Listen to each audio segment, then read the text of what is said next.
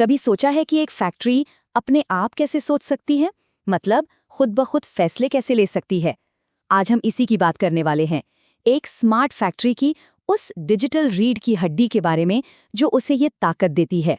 हम देखेंगे कि कैसे ईआरपी, एमईएस और आईओटी, ये तीन बड़े सिस्टम्स एक साथ मिलकर इंडस्ट्री 4.0 की क्रांति को सच कर रहे हैं।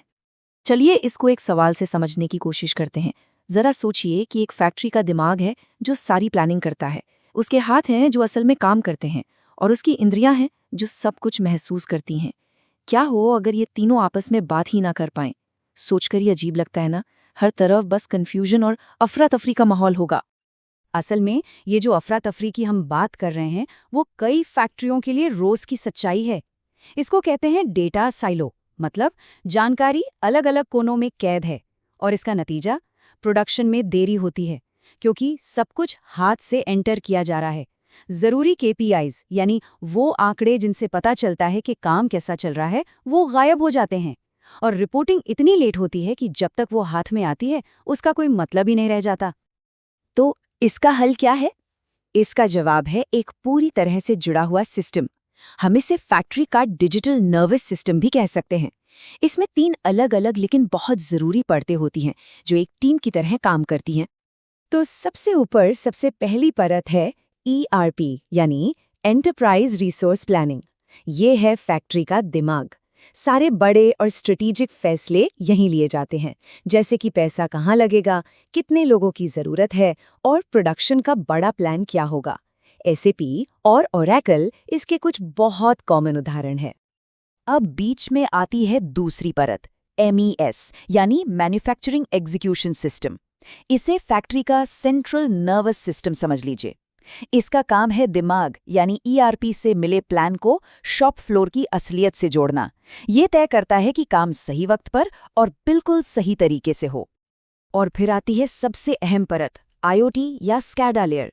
ये है फैक्ट्री की इंद्रियां और हाथ। सेंसर्स, मशीनें, रोबोट्स, सारा असली काम यहीं होता है। और सबसे बड़ी बात, ये लगातार रियल टाइम में डेटा इकट्ठा करके वापस सिस्टम को भेजते रहते हैं कि जमीन पर असल में चल क्या रहा है। तो ये जो पूरा स्ट्रक्चर है, यही एक स्मार्ट फैक्ट्री की नींव है। देखिए, ईआरपी प्लानिंग करता है, एमईएस उस प्लान को एग्जीक्यूट करवाता है, और आईओटी लेवल पर असल काम होता है और डेटा इकट्ठा होता है। मतलब हर लेयर का काम बिल्कुल साफ है, जिससे प्लानिंग से लेकर एक्शन तक सब कुछ एकदम स्मूथ चलता है। अच्छा, अब जब हम ये स्ट्रक्चर समझ गए हैं, तो चलिए ये देखते हैं कि इस डिजिटल नर्वस सिस्टम में जानकारी यानी डेटा असल में एक जगह से दूसरी जगह जाता कैसे है। देखिए, डेटा के बहने की दो मुख्य दिशाएं हैं, एक है डाउनस्ट्रीम और दूसरी अपस्ट्रीम। डाउनस्ट्रीम का मतलब है जब निर्देश ऊपर से नीचे आते हैं, यानी प्लानिंग से एक्शन की तरफ। और अपस्ट्रीम इसका ठीक उल्टा है, जब जानकारी नीचे से ऊपर जाती है, एक्शन से वापस दिमाग तक, ताकि आगे के फैसले और बेहतर हो सकें। तो डाउनस्ट्रीम की यात्रा कुछ ऐसी दिखती है। सबसे पहले ईआरपी एक प्रोडक्शन ऑर्डर देता है, फिर एमईएस उस ऑर्डर को छोटे छोटे कामों में तोड़कर एक पूरा शेड्यूल बना देता है, और आखिर में आईओटी लेयर पर मौजूद मशीनें उन निर्देशों को फॉलो करती हैं और असल काम शुरू हो जाता है। अब आता है असली जादू, जहां सिस्टम स्मार्ट बनता है अपस्ट्रीम यात्रा में। आईओटी सेंसर लगातार डेटा वापस भेजते हैं कि काम कैसा चल रहा है, क्वालिटी कैसी है। एमईएस इस जानकारी से रियल टाइम में प्रोडक्शन को ट्रैक करता है, और फिर ईआरपी इस ताज़ा डेटा का इस्तेमाल करके इन्वेंट्री, लागत जैसी बड़ी चीज़ों को अपडेट करता है। यही वो फीडबैक लूप है जो एक आम फैक्ट्री को एक स्मार्ट फैक्ट्री बना देता है। इससे सिस्टम लगातार सीखता है और खुद को बेहतर बनाता है। ये सब सुनने में तो बहुत अच्छा लगता है ना, लेकिन असल दुनिया में ये कैसे काम करता है? चलिए, इसका एक जबरदस्त उदाहरण देखते हैं BMW की इंटीग्रेटेड डिजिटल फैक्ट्री से। तो इस इंटीग्रेशन का नतीजा क्या निकला? नतीजा था 100%। जी हाँ, पूरे 100% रियल टाइम प्रोडक्शन विजिबिलिटी। इसका मतलब है कि BMW के मैनेजर्स किसी भी पल, कहीं से भी ये देख सकते हैं कि उनकी प्रोडक्शन लाइन पर क्या हो रहा है, कौन सी मशीन चल रही है, कहीं कोई रुकावट तो नहीं है, कोई अंधेरा कोना नहीं, सिर्फ और सिर्फ साफ डेटा। और इसका सीधा फायदा मिला कस्टमर्स को। कार ऑर्डर करने से लेकर उसकी डिलीवरी मिलने तक के समय में 25% की कमी आई। सोचिए, आज की कॉम्पिटिटिव बाजार में ये कितना बड़ा फायदा है। मतलब बेहतर कस्टमर सेटिस्फैक्शन और ज्यादा सेल्स। ये जो लाइन है ये पूरी कहानी का सार है कि ERP MS IoT का ये तालमेल अलग अलग चल रहे कामों को एक दूसरे से जोड़कर एक इंटेलिजेंट इकोसिस्टम बना देता है। ये प्लानिंग और एग्जीक्यूशन के बीच की दूरी को पूरी तरह से खत्म कर देता है। तो हमने ये समझ लिया कि ये क्या है और ये क्यों जरूरी है, पर सवाल ये है कि इसे किया कैसे जाता है। चलिए अब जल्दी से उन टेक्नोलॉजी और चुनौतियों पर भी एक नज़र डालते हैं जो इस रास्ते में आती हैं।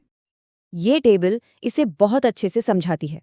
जैसे मैनुअल एंट्री की जो समस्या है उसे डेटा सिंक्रोनाइजेशन से हल किया जाता है। इसके लिए REST API और OPC UA जैसी टेक्नोलॉजीज इस्तेमाल होती हैं। आप इन्हें एक तरह का यूनिवर्सल ट्रांसलेटर समझ सकते हैं जो अलग अलग सॉफ्टवेयर को एक दूसरे की भाषा समझने में मदद करता है।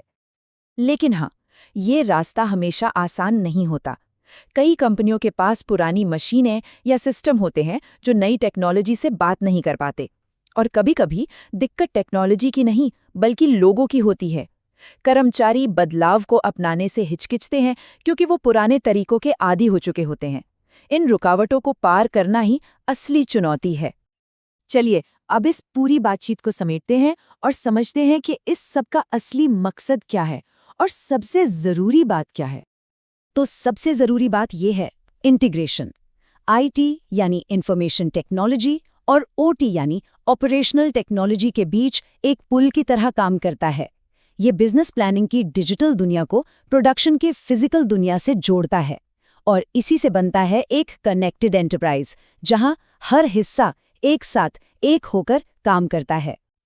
तो अब जब फैक्ट्रियां एक दूसरे से जुड़ रही हैं और डेटा शेयर कर रही हैं तो सवाल ये उठता है कि मैन्युफैक्चरिंग का भविष्य क्या होगा। क्या हम पूरी तरह से ऑटोमेटिक सप्लाई चेन देखेंगे या ऐसी फैक्ट्रियां जो अपनी मरम्मत भी खुद कर लेंगी? यही अगला बड़ा मोर्चा है जिसके बारे में हमें सोचना है। हमारे साथ बने रहने के लिए शुक्रिया।